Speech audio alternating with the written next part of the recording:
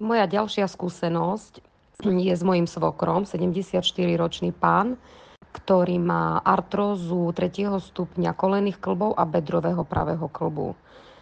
Už cez víkend sme tam boli, mal strašné bolesti, v podstate nevedel sadať, nevedel vstať, nevedel ísť hore-dole po schodoch bez bolesti, už sa nevedel ani obuť, proste ponožky si dať nič.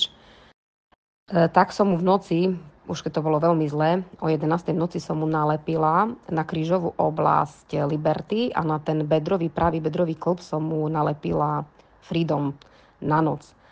Ráno sa zobudil, ešte necítil nejaké také zmeny, alebo si to ani neuvedomoval možno, ale dá sa povedať, že po 12 hodinách od aplikácie ostal sám prekvapený, si uvedomil, že sa hýbe, ide po schodoch hore, dole, že nemá vôbec také bolesti, že dokáže robiť nohou také pohyby, ktoré vôbec už akože nevedel ani v sede.